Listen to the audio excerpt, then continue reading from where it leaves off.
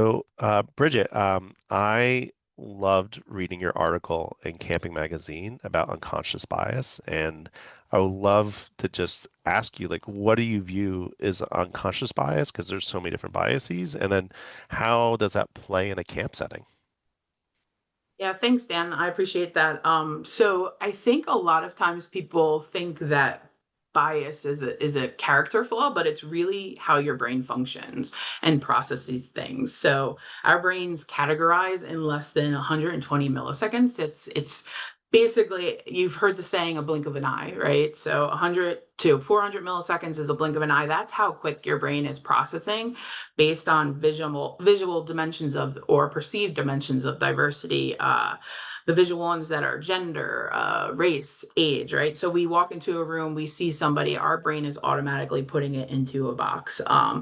It creates shortcuts. It wants comfort. It wants familiarity, sameness. So really, being able to call out that bias that your brain is creating a shortcut for is what that unconscious bias is. So being self-aware is really important when it comes to that. The problem arises when we don't slow down, right? The world continues to move faster and faster and faster, and if we don't slow down and we don't interrogate those initial shortcuts that we have based on those initial visual dimensions of diversity, it can really, really start to put people in boxes.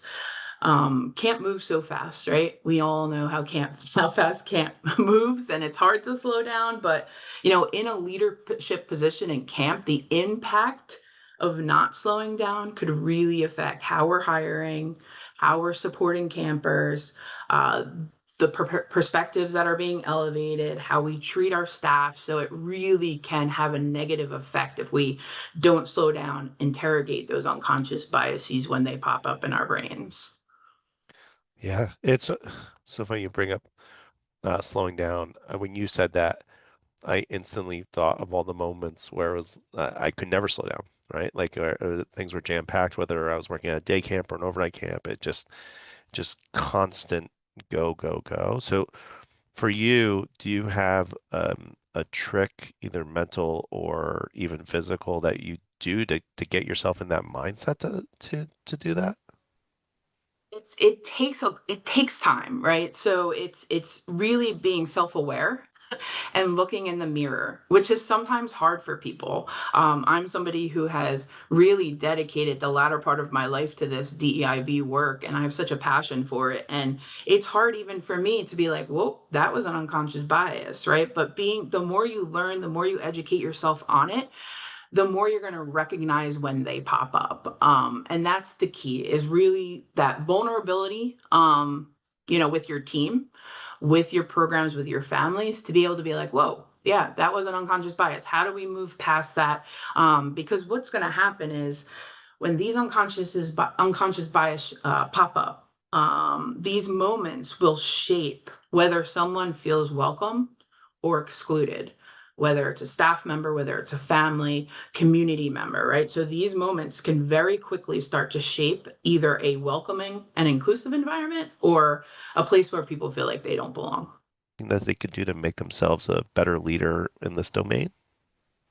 Yeah, so it's taken a lot of personal work on my side. I didn't start out as a very vulnerable person. I've been through a lot of challenges in my life personally, so it's taken me some time to realize and some research. Brene Brown is like my hero, and I've done a lot of reading with her, and just she talks about the importance of vulnerability as a leader and as a somebody who's in a position like mine, and sometimes the perception is, oh, you got to armor up, you got to be strong when these situations occur, when things happen. But it's really the opposite. It's when you take that armor off and you're able to connect as human beings, which is hard, like you said, for some folks. So it really comes from my perspective, from the top down. I've done intentional conversations with my team where we're talking about like building the foundation of trust, right? Trust is the foundation of any relationship, whether it's in the workplace, whether it's personal. And I always equate it to finding those archaeological digs where they find the foundation. They don't find the roof and everything else that they've built. They find that foundation. So that's how I approach it with my team. It takes a lot of time to really shift culture and create that uh, culture of belonging within your team. It's systems, it's self work, it's setting clear expectations, it's investing in staff training. I personally have the privilege where I work to proudly be my authentic, genuine self. And I hold that very high because I think me getting up there as a member of the LGBTQIA plus community and talking about my struggles and my wife, and it gives opportunity and it opens doors, literally has opened doors, and staff have told me things they haven't even told their families. And I think I have that privilege to be the face of the LGBTQIA plus community. It's not easy, but I do it because I know visibility matters to marginalized communities when you see people in higher positions and being able to be their genuine selves. So again, it takes time, and it really takes that work. Like I said, that training systems, and really just allowing, even if we get it wrong, right? If we get it wrong, have that conversation, create those brave spaces. I like to call them brave spaces where people can give feedback and feel welcomed. So those are the things that I've done through my leadership positions, and it seems to be working. So Yeah, that's great. That's great. If you obviously you've done so much work on this, right? So if you were to talk to somebody new on your team and coach them, what would be like one of the first one or two or however many skills you would just tell them to work on first? Or like what is there anything like entry level, like they're taking they're interested, but they don't know where to start. What would be that first step, that action step? yeah, absolutely. I'll go back to looking in the mirror to that self-awareness, Yeah, right? that's I, really it, I do right? an Yeah. activity. I do an activity called Trusted 10. I do it a lot in my trainings. And the objective is not to say that you don't have 10 close people around you, because that's often where people will go, where I'm like, list your top 10 people outside of your like family, that you're trusted 10. And people are like, I don't have 10 friends. And I'm like, that's not the objective. Do five, do three. But looking at those people that are in your inner circle, right? Your inner circle of influence, how diverse is it? Right? Are they all people that look like you, believe like you, are the same gender as you? Or is there diversity? And if there's not diversity, then start to get that diversity of voices and just cultures and lives and experiences around you, because that helps with your self awareness. Again, brain goes to comfort, brain goes to sameness, right? So, and as you move up in positions, you were talking about, entry level, but like as you continue to grow in your career, you have to make sure you have diversity around you and diversity around the table to make sure that you're taking in all perspectives when decisions are being made. Bridget, I don't know about you, but I'm constantly asked about culture. Constantly asked, how can we have the best camp culture? And when I really distill it for folks, I talk about how culture is a community and everybody brings something to that community. When we talk about unconscious bias, how do we have a culture shift, or how do we have people that might be experts in this be in the same room that people aren't? And how do we bring those folks together? What can we do? I think there's a lot of good natured leaders that want this part of who they are, but they don't know how to go about it. So, like when we talk about the culture and unconscious bias, and certainly camp and the why and everything as well as a whole, like where do you feel like we should go?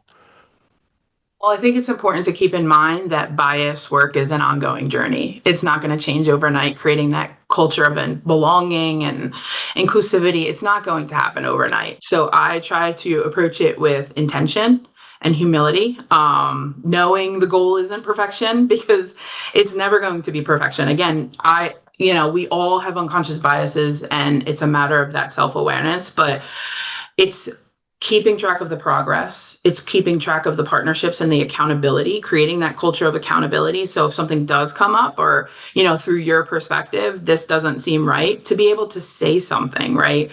I've been in a lot of situations in my career where I've had to really toe that personal and professional line because I do have trauma. I do have things that have happened to me through life. So, being in the role that I'm in, I have to remember my professional line and sometimes put that personal personal experiences to the back, right? And it's really hard. But I would encourage folks to start looking at your policies, look at your training, look at your even intake process for staff, right?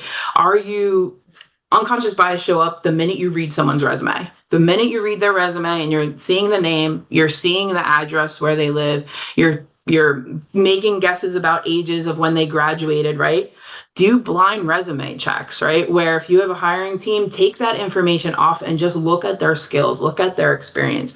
I like to use gender neutral language. I think that's a big piece of everything. You can't assume someone's gender or their pronouns, right? So gender neutral is the way I've been going to make sure that I'm showing respect to folks. But again, it's not trying to achieve perfection in this world because this world is ever changing, identities are ever evolving, and it's just a matter again of that education and that accountability of the team that is going to create that environment that shows that everybody belongs and everybody's welcome. But it takes time. It takes a lot of time and a lot of, intentionality.